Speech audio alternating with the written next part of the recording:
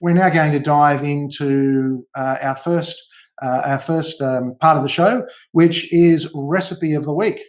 And our guest chef this week is Ian Hyman, the CEO at Hyman's Valuers and Auctioneers. Welcome, guest chef. Thank you, Nicholas. Before we get into your recipe, what's been keeping you busy this week? Well, we've had a frantic start to the year. Pretty much a continuation of how the year finished, in the sense that property development, property values are going nuts. We work with a lot of non-bank lenders, and they're out there at the moment because most of the major banks are not really in those spaces. They're busy as. So our property valuation team is flat out. On the business valuation side, we're still seeing a lot of shareholder disputes. I think COVID has placed a lot of pressure on relationships, whether it be family relationships, just partnership type relationships. And we've had an extraordinary surge in share valuations that have been driven by disputes between existing shareholders.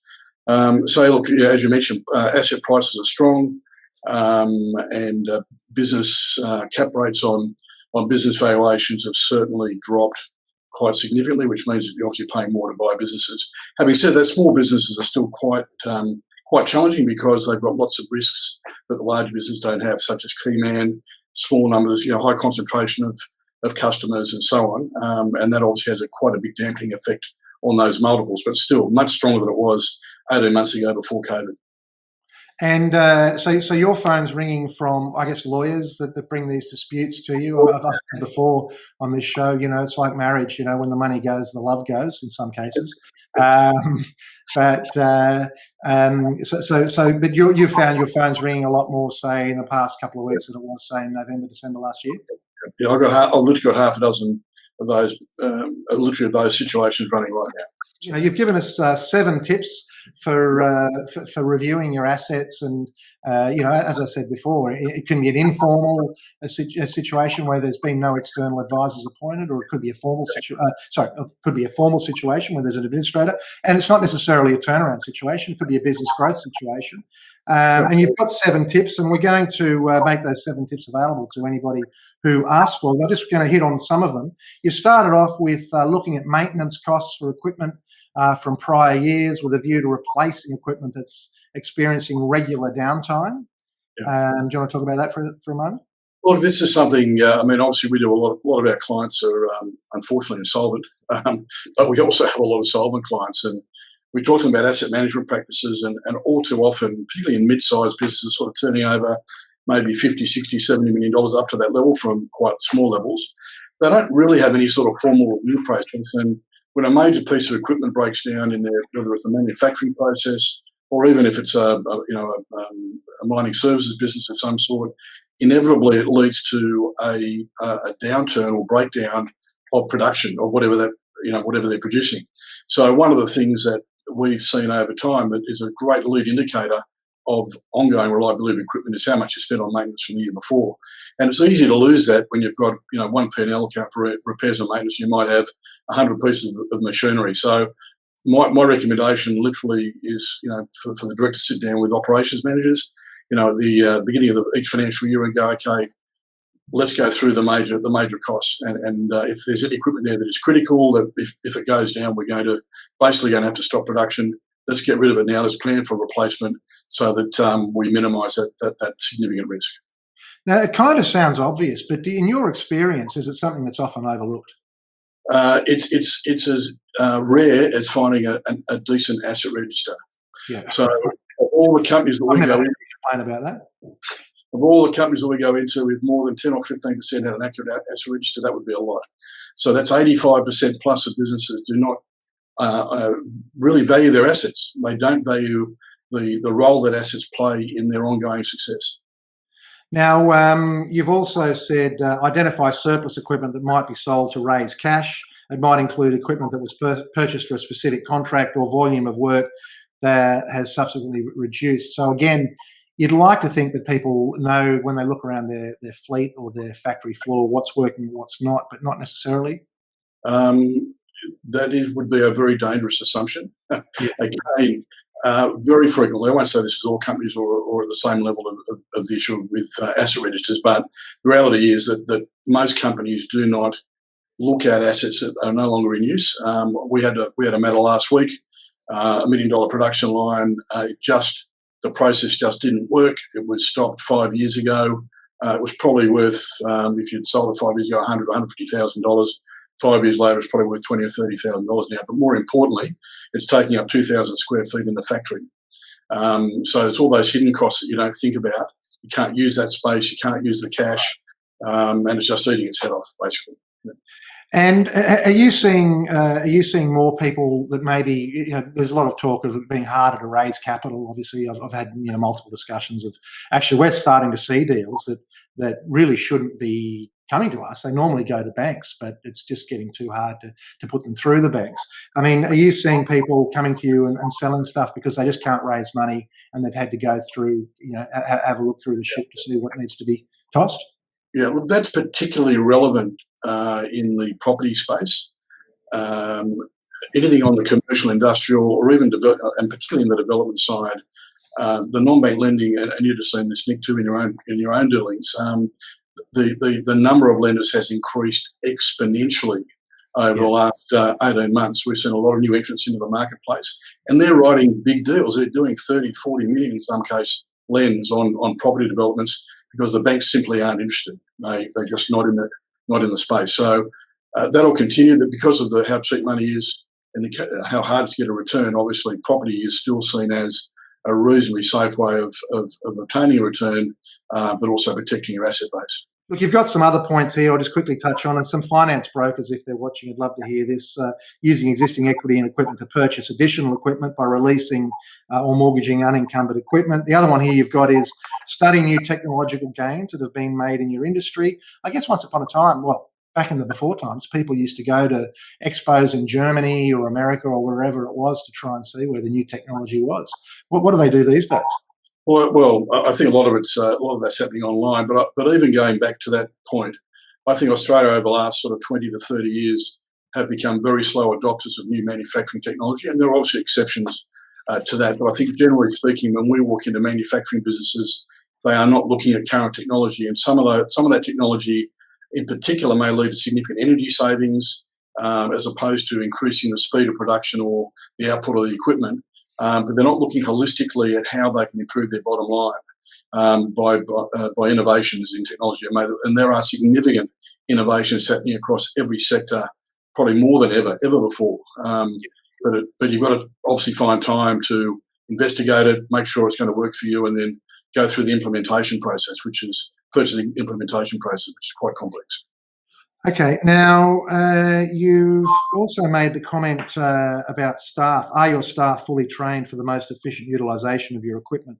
Assess each team member's skills and build a training program for each. I mean, do you often find when you go in to value equipment or to do a review for whatever purpose that the people just aren't trained up on it? Yeah, look, we don't often get to talk in that way to employees of solvent companies, but we do talk to a lot of employees in insolvent companies. And often they complain about the fact that they've not been given appropriate training for the equipment that they're utilising. And look, we've seen that even whether it's in an office environment where you've got staff extensively using Excel, like the Excel spreadsheet, that have never actually had appropriate training to use Excel. They can't do basic things such as basic formulas, etc. And it really holds back the job. But at a more complex end, if you're operating a piece of, for example, engineering machinery program, or CNC lathe or something, if you're not across all of the benefits of that machine, and they are significant in terms of what you can do, how many axes you can use, and all the rest of it, it's going to cost you. You simply will not be able to get the best out of that equipment. It's like buying a new car and not reading the manual. No different. What we'll do, Ian, is we're going to pop you back in the waiting room, and we'll bring on our next guest, Marcus Derwin. G'day, Marcus. How are you? How are you? Not too bad. So Marcus is a C-suite executive, board director, turnaround and transformation officer, and he's also the managing director of R-Cubed. What is it that's been keeping you busy of late? Well, good point, Nick. I'd say the last 3 months I've been chasing my tail, and I'll caveat that. I think we're currently in the eye of the cyclone, and I think the analogy there is, we came into this obviously the front end of COVID last February, March. We've had the stimulus package. We've had a budget since that time, which is obviously sought to stimulate the economy and ensure that we have employment. But that stimulus package is coming towards finale. It may be extended, it may be changed in some shape, matter, or form. But the reality is, we need to deal with the fact that when that stimulus package subsides or ceases, we now need to stand on our own 2 feet. Interesting. I mean, you say that we're in the eye of the storm. I guess another metaphor that's just popped into my head. I'm doing a bit of Greek mythology at the moment. It's a little bit of maybe we're in the land of the lotus eaters. Everybody. It sounds like you're having similar conversations, if I can read between the lines, that I am. I mean, people aren't feeling the pressure to do something because of all the stimulus. I think that changes that need to be made to businesses are being postponed. Is that fair enough? Yeah, I think so. And it's a sector by sector, I think, analysis, because clearly consumer discretionary, hitting the lights out. Yeah. Any of the retailers who have done a fantastic job in terms of sales, margins, and obviously it's very early stage in terms of mid-year reporting now, but we are seeing those profits flow through. We're having a few more esoteric discussions around, should they have taken that stimulus? Should they be returning that stimulus? But on a positive note, there are sales and there is full employment as it stands at the moment. It's an interesting question, isn't it? I saw there was one article, I can't remember who it was, I think it was one of the men's fashion retailers, where they had taken masses of stimulus and they're declaring masses of profits. But there wasn't a caveat on the JobKeeper, for example. I mean, you either qualified or you didn't. There was no rule that said that you're not allowed to make profits along the way. So it's a bit of a tough one there. Absolutely. And look, to be fair to the government, they adopted the let's save them all, which was, I think, the right approach. And it certainly softened the landing. We only have to look at what's happening globally in other markets, particularly, the Americas and in Europe. Okay. Well, look, we'll bring back Ian, but I'll stay with you, Marcus. Just having a look at some of Ian's tips here. One of them, he's got to review equipment that's mission critical. Now, I'm thinking that at this stage, it's more than just casting an eye over the assets. It's really looking at the business strategy overall, figuring in, what markets you want to stay in and what markets you want to be competitive in when you're looking at those assets. So any thoughts on that? Well, a comment, I think, first and foremost, I think that's absolutely fundamental. I think, a review of your business model in the context of the current market. I think we've seen, I think all of us, this is my 5th cycle that I've lived through in 30 years working around the globe. And it's the same as others. It's different to others. And I think that's a challenge. I think we are in the throes of a technology revolution that has been accelerated by the pandemic. I think that's, we've done a good thing. I think fundamentally businesses are going to have to look in the mirror and say, what are we doing today? What are our competitors doing? And what can we do well tomorrow? Because in 3 to 5 years' time, if you're not doing something now, you won't be around. And how, you heard some of Ian's comments there. How often would you get parachuted into situations, there might be different, crisis or pre-crisis. I mean, how often do you walk around and think, I'm not necessarily an expert on this industry, but they do seem to have a lot of stuff on the floor here in terms of P&E that's lazy or they don't need. Is that something that's obvious to you, but not necessarily obvious to the management? Yeah, look, a valid comment. And Ian, as you know, we've seen many of these situations. But the first thing is, I look at the balance sheet and I wander around and literally, does that asset exist? In what shape is it? What's the replacement value? That has an impact on insurance coverage.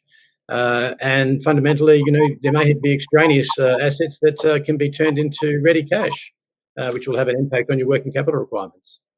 Now, I guess as a turnaround professional, you're obviously, I suppose first and foremost in your mind is that ready cash, because there's no point, you're not going to make the hockey stick forecast if you don't make that valley of death there. But I mean, do you also, is there a point where you also turn your mind to new technologies? Or is that part of the process? What other technologies are out there for achieving the same outcomes? I think you should always be looking for efficiency gains.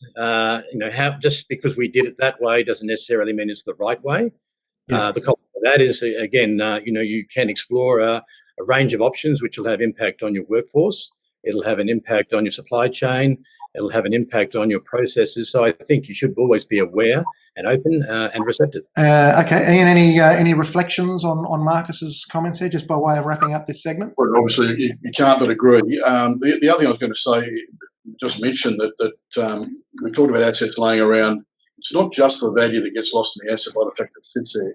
It is the on cost. So if you look, for example, at a tower crane, if you've got no work for a tower crane and it has a 10-year recertification process and it sits on the ground for 3 years during a recession or because you don't have a contract for it, it's not just the loss of value. It's not just the fact that you've got it sitting in a yard or in a factory somewhere chewing up a heap of space. It's the fact that for your $100,000 recertification process, you've just lost 30% of the value of that by virtue of the fact that it hasn't been operating for 3 years. So it's really important that it's a holistic review. It's not just about maintenance. It's not just about storage. It's not just about costs of maybe 5 or 6 years away. It's about all of those things. And at the appropriate time, you'll be able to buy that crane back probably for less than you paid for it in the right circumstances. Yeah, I mean, some assets, aircraft and underground mining equipment, I mean, there's all sorts of certifications, and we haven't even touched OH&S type risks